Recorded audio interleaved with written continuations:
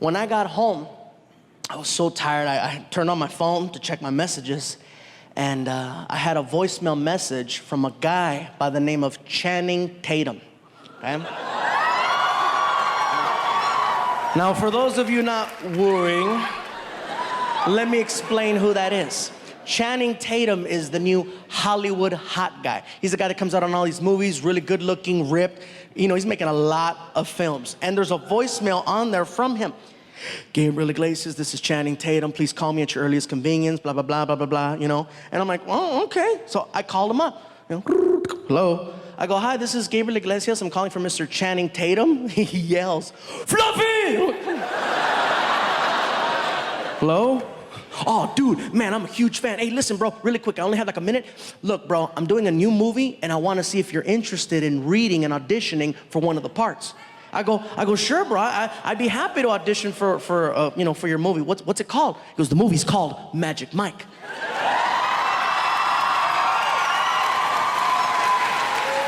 I was like, okay, Magic Mike. So you need a magician, you need an assistant, you want to saw me in half. What's gonna happen? Actually, bro, the movie has nothing to do with magic. It's actually a movie about male strippers. I said, male strippers? He goes, yeah, male strippers. I said, you do know that this is Gabriel Iglesias, right? He goes, you're funny, bro. Listen, we've already got the dancers, but we need somebody to play the DJ at the club. Will you audition for the part? I said, you know what, bro? I'll be there, okay? And just to let you guys know, because some people have asked me in the past, how come you're not in more movies? Because you have to audition. And I don't like auditions because they treat you like crap. Auditions are very cold and they make you feel like shit. They seriously do. You work really hard to memorize all your lines, and you show up and you try to do your thing, and they cut you off really quick. You're in there and you're like, okay, so who am I hold on. Oh, okay, hold on. Hey, how's it going? Don't talk to him. All right, no problem. Okay. Are you ready? Yes, I'm ready. Quick question. How much energy do you want? You don't know? That's why I'm asking. And when you're done, you try to ask him more questions. Like, is this okay? Would you like me to go again? Thank you. I've had the fingers this so many times, and it hurts. Thank you, thank you, thank you. And you're sitting in your car and you're crying. They don't like me. It's a terrible feeling, so I don't like putting myself through that. But since I got a phone call from the guy, I'm like, all right, I hope it's a little bit different. So I show up to the audition, I'm sitting in the lobby, and it's funny because anytime there's an audition, everybody at the audition, usually they're looking for a specific type. And so everybody that's sitting there with me looks just like me. Everybody in there's big, everybody's sitting there, everybody's all happy and jolly and stuff, and we're all looking at each other trying to outdo each other. Like, no, I look more like me than you do. You don't look like me. No, this is what they know. No, this is what they want, you know. So the receptionist looks at me and she goes, Mr. Iglesias, they'll see you now. And I'm like, okay, cool, here we go. Let's see how this goes. So I start mentally preparing myself for the problems that happen in there. I walk in, I don't say anything to anyone. I walk in, there's 3 people in the room. I close the door. And I just look over at the casting person who's sitting on her desk, and hello. And the camera person, and the person I'm reading with all jumped up and yelled, Fluffy! And they ran over to me, and they started hugging me and pulling out camera phones. Now I'm taking pictures with them. Next thing you know, they call a receptionist, Judy, get in here. And girl comes in. Now I'm taking pictures with 4 women. We're going back and forth. I'm like, this is different.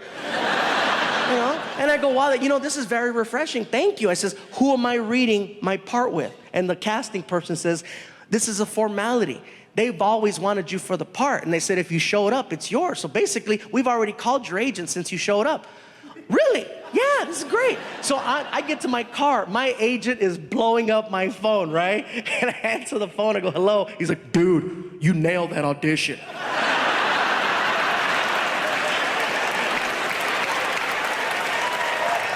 What did you do? I was like, dude, I took pictures. Way to take those pictures, bro. Next thing I know, I'm on the set of the movie Magic Mike. The movie is directed by a director named Steven Soderbergh, who's an amazing, amazing director. He's done a lot of great films. And of course, Channing Tatum's in the movie. In addition to him, there's an actor by the name of Matthew McConaughey who's attached to the movie. I'm a huge fan of Matthew McConaughey, okay? When I found out I was gonna work with him, I was so excited. You know, and people say, really, you get excited? You get starstruck? Hell yeah, I'm a comedian, not an actor. So I show up, And immediately they send me to the makeup trailer that's parked outside. So I go inside the makeup trailer, I sit down, they start working on my hair, they start putting makeup on me, and in comes Matthew McConaughey. And he sits down in the chair next to me, and I start freaking out. I'm like, oh my God, that's Matthew McConaughey. Oh my God. And now I decide to introduce myself before I did or said something stupid, right? So I look over at him and I say, excuse me, Mr. McConaughey, how you doing? My name is Gabriel Iglesias. I'm gonna be playing the part of Tobias, the club DJ, and I just wanted to say hello, and it's an honor to work with you. And in my head, I'm like, I hope he's the same guy. I hope he's the same person from the movies. I hope his voice is the same. I hope his accent's the same. And he looks at me and he says, all right. How you doing there, big man? You doing good? I'm doing good. All right. And I'm spazzing out. And they pull my ass out of the trailer and they take me onto the set. And the majority of the shots in the movie Magic Mike are shot inside of a strip club, okay? It's on a stage, and I'm very comfortable up here.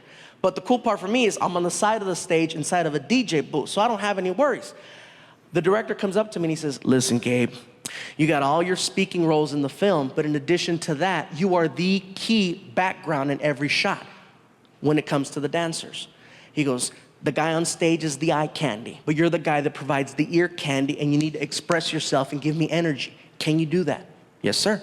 Let's do this. Next thing I know, all right, everybody, here we go. And quiet on the set. Hit and action. All of a sudden, the dancing. Dancer comes out, camera starts panning just like that one, right? And all of a sudden, I'm in my DJ booth, and I start DJing it up.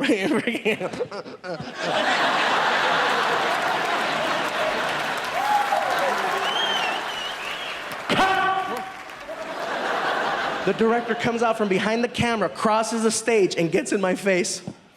That's what I'm talking about. Give me more. I'm like, okay. All right, here we go. Quiet on the set and action. And I take off.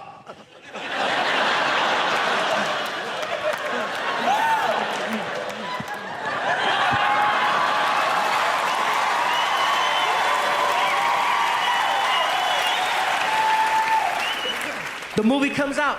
I attend the screening of the film with my girlfriend at Warner Brothers Studios. We're sitting there and we're waiting for that part to come up. And I tell her, baby, it's coming, watch. Sure enough, the camera starts panning. And you see the dancer, you can't even see his head. All you see is his body all freaking ripped and moving. And in the background, in the DJ booth, you cannot see any of the DJ equipment because it's all below the line of the camera. All you see in the background is some chubby pervert in a box having the time of his life.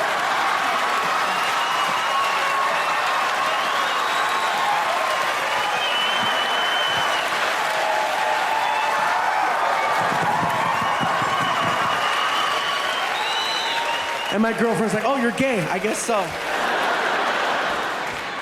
And that was my Hollywood debut right there. And in addition to that, there was a couple of other things that happened in this movie that I gotta share because you're never gonna hear about them in a DVD bonus feature. One of the characters in the movie, his name in the movie is Big Dick Richie. I'll leave it at that. He's played by an actor named Joe. Joe's a cool guy. I met him out, we became buddies after the movie, and nice guy. He's big, he's ripped, okay? And his whole thing is he comes out on stage and he's dancing behind a silhouette. So all you see is the shadow of him dancing for 3 minutes. And after the 3rd minute, he grabs his G-string, and this is how he finishes his performance. He tears it off, exposing a shadow of,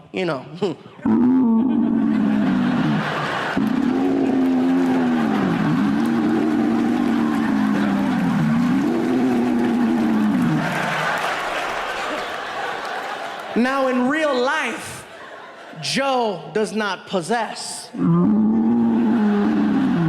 more like, row.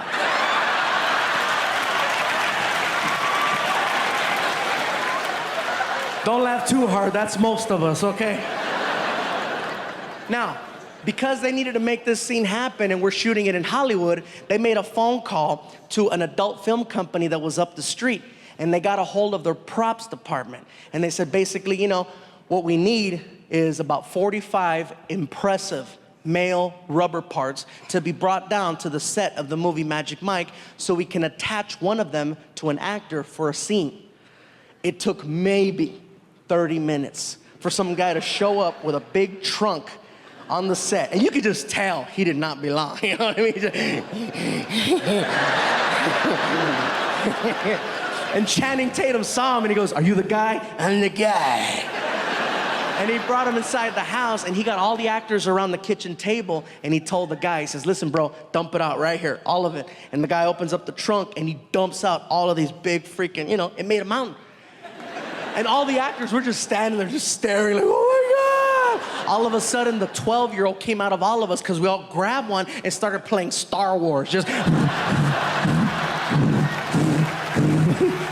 bend over, you will.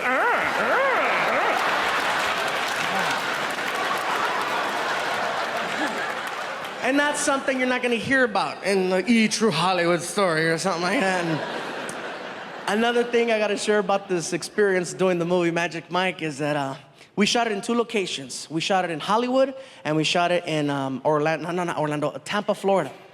And one of the scenes was shot on a sandbar, which most of you know already. It's a little tiny island with nothing on it. It's real small and people go there and they party. And so we get to this little island and this guy with the headphones, his title is PA, personal assistant to the director, and he comes over and he tells us, "Listen guys, we're gonna be here for a couple of hours.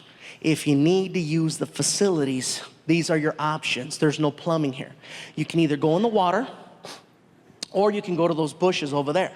It's up to you." And I'm like, "I'm fine, I already went. 2 hours, no problem." 4 hours later.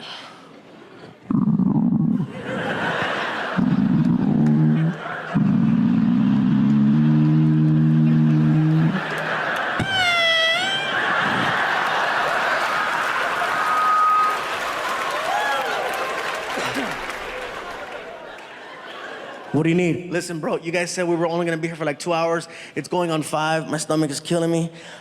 What's the story?" "We're gonna be here for like another 3. The director has some more shots." "Oh, you have your options. Thanks." So the first thing I look at is the water, okay? And to put it into perspective for you guys, the water's like right there, okay? And all the actors are like right there, okay? So it's like, are you kidding me? I'm not gonna go pop a squat in the water in front of all those actors just so somebody can walk by and go, "Fluffy's killing fishes." No.